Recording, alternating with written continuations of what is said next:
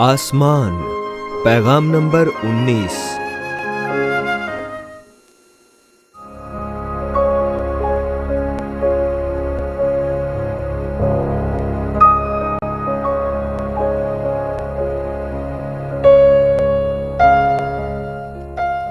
مکاشفہ 21 باب 3 سے 4 آیات۔ پھر میں نے تخت میں سے کسی کو بلند آواز سے یہ کہتے سنا کہ دیکھ، خدا کا خیمہ آدمیوں کے درمیان ہے، اور وہ ان کے ساتھ سکونت کرے گا، اور وہ اس کے لوگ ہوں گے، اور خدا آپ ان کے ساتھ رہے گا اور ان کا خدا ہوگا، اور وہ ان کی آنکھوں کے سب آنسو پونچھ دے گا۔ اس کے بعد نہ موت رہے گی اور نہ ماتم رہے گا، نہ آہ و نالہ، نہ درد، پہلی چیزیں جاتی رہیں۔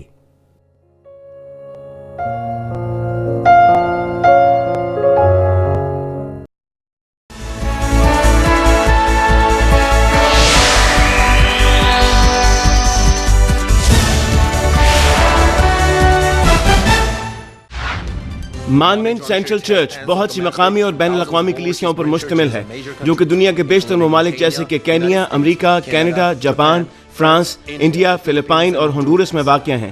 ریورنڈ ڈاکٹر جے راک لی نے پوری دنیا کے ممالک میں کروسیڈز کیے ہیں جیسے کہ Uganda, Kenya, Japan, Pakistan, Philippines, Honduras, India, روس، جرمنی، پیرو، کانگو اور نیو یارک امریکہ شامل ہیں۔ حالیہ کروسیڈ جو کہ میڈیسن اسکوائر گارڈن میں ہوا 200 سے زائد ممالک میں سیٹلائٹ کے ذریعے نشر کیا گیا۔ ان کی روحانی اور شفائی عبادات کو 200 سے زائد ممالک میں سیٹلائٹ، ریڈیو، ٹی وی اور انٹرنیٹ کے ذریعے نشر کیا گیا ہے۔ سن 2000 میں یوگانڈا میں منعقدہ انجیل مقدس کروسیڈ کو CNN پر بھی دکھایا گیا، اور ان کروسیڈز کی بنیاد پر انہیں بیداری کا عالمگیر رہنما قرار دیا گیا۔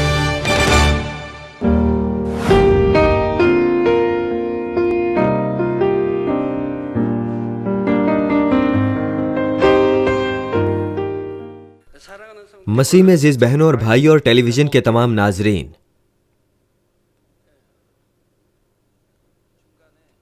میں اس پیغام سے پہلے آپ کو چند قوس قزح دکھانا چاہتا ہوں۔ یہ قوس قزح اس چرچ کے اوپر موان سویٹ واٹر کے مقام پر اور چرچ کی دیگر کئی شاخوں کے اوپر پائی گئی۔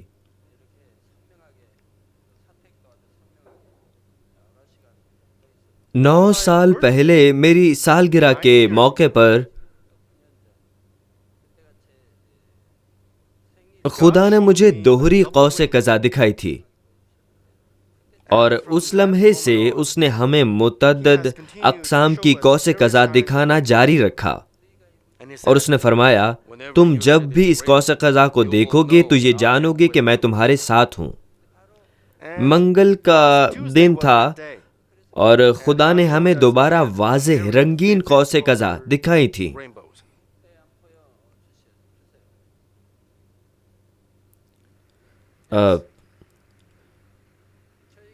یہ اس چرچ سے لی گئی تصویر ہے۔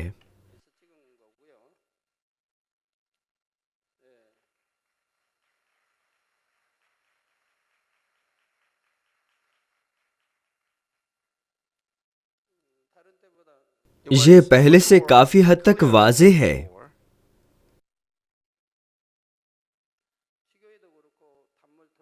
یہ قوس قزح میرے گھر کے اوپر اور موان سویٹ واٹر کے مقام پر بھی پائی گئی، اس لیے میں نے سوچا کہ یہ کوئی خاص دن ہے۔ تب خدا نے مجھے بتایا کہ یہ 9 سال پیشتر کا وہ دن تھا جب اس نے مجھے پہلی مرتبہ قوس قزح دکھائی تھی۔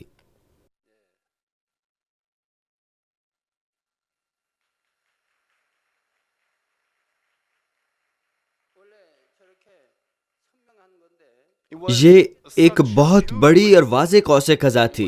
وہ اس قدر بڑی تھی کہ ایک اسکرین پر بھی اسے نہیں دیکھا جا سکتا۔ اس کے رنگ بے انتہا خوبصورت تھے۔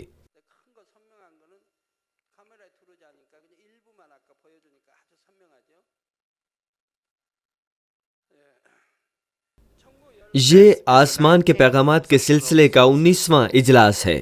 میں آج آسمانی زندگی کے بارے میں بیان کو جاری رکھوں گا۔ آسمان پر آپ کو روٹی اور کپڑے کے لیے پسینہ نہیں بہانا پڑے گا۔ میں آسمان پر کیا کروں گا؟ وہاں ہمیشہ ہمیشہ کے لیے فارغ رہتے ہو، کیا میں اکتا نہیں جاؤں گا؟ آپ شاید ایسا سوچتے ہوں، لیکن آپ برائے مہربانی اس تعلق سے فکر مند نہ ہوں۔ آسمان پر بے شمار ایسی باتیں ہیں جن سے آپ لطف اندوز ہو سکتے ہیں۔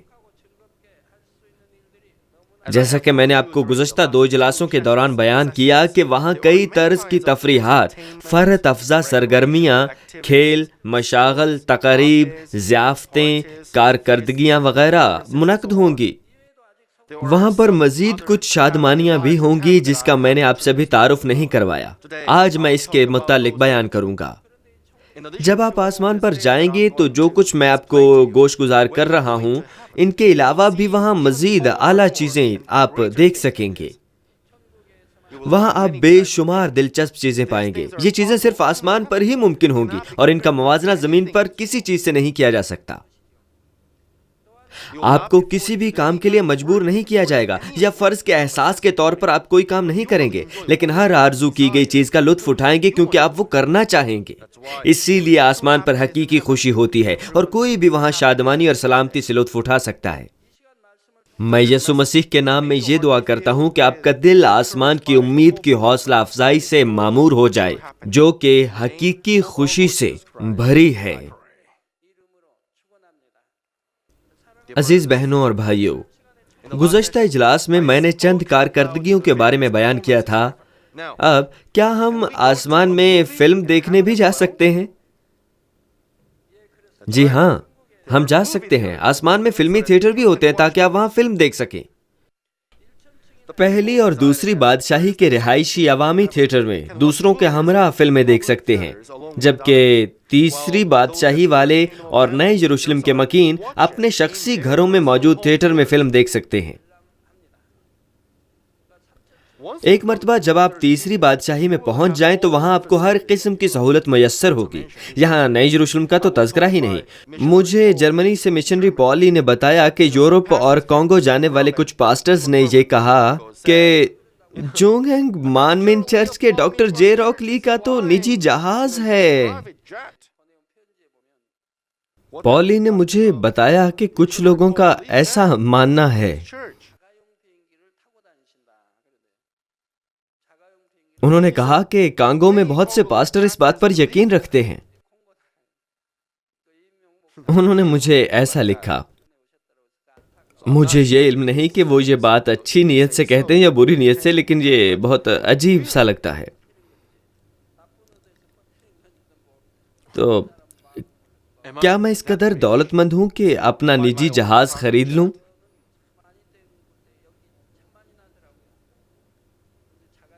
میرے پاس اتنی گنجائش کہاں ہے؟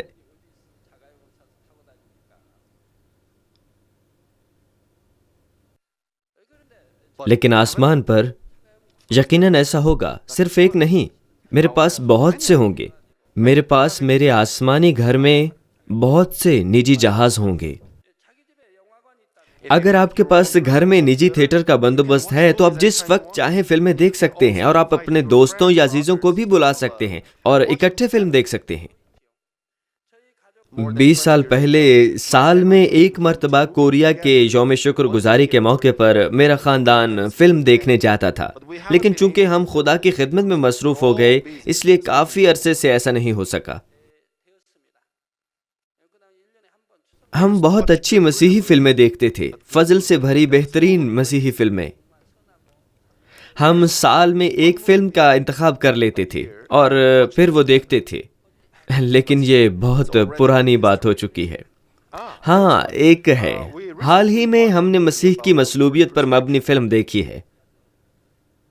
میں نے آپ کو اس کے بارے میں بتایا تھا، ہے نا؟ لیکن ہم سب جنت کی امید سے بھرے ہیں۔ اس کی وجہ سے ہم میں سے کسی کو بھی ٹھیس نہیں پہنچتی۔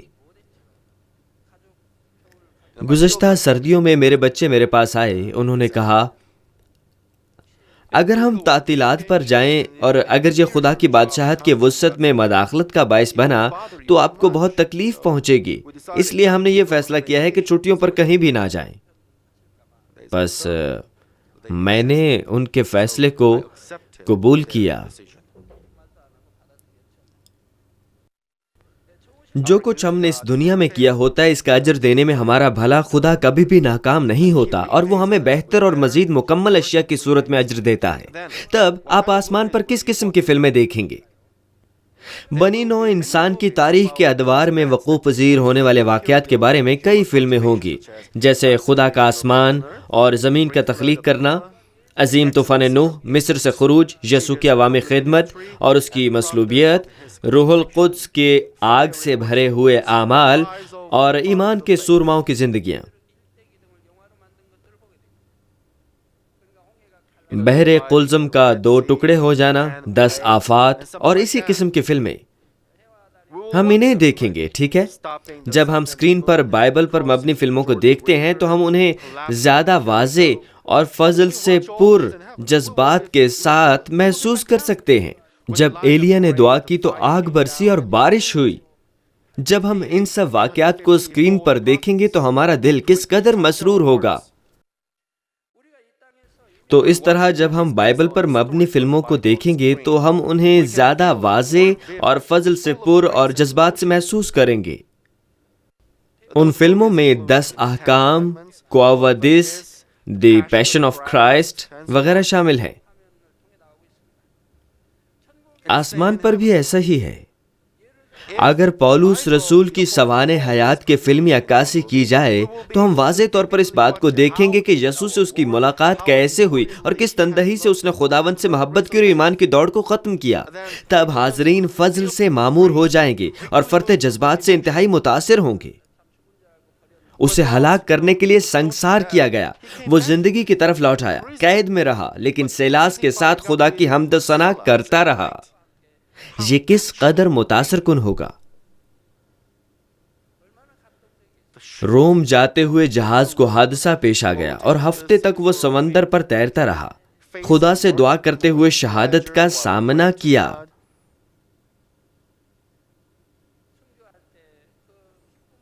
جب ہم یہ سب دیکھیں گے تو ہم نہایت متاثر ہوں گے۔ آپ اس کی ان دعاؤں اور حمد کو سن سکتے ہیں جو اس نے خدا کی حضوری میں اس وقت گزرانی جب وہ ان آزمائشوں میں سے گزر رہا تھا جن پر انسانی صلاحیتوں سے غلبہ نہیں پایا جا سکتا تھا۔ گو کہ وہ مناظر اور الفاظ بائبل میں مندرج نہیں ہیں، لیکن پھر بھی آپ انہیں دیکھیں اور سنیں گے۔ آپ اس کی ان دعاؤں اور شکر گزاریوں کو سن سکتے ہیں جو اس نے فلپی کے قید خانے اور تاریک اور سرد سمندر میں تیرنے کے لیے ایک تختے کا سہارا لیتے ہوئے خدا کی حضوری میں گزرانی تھی۔ وہ کس قدر متاثر کن ہوں گی۔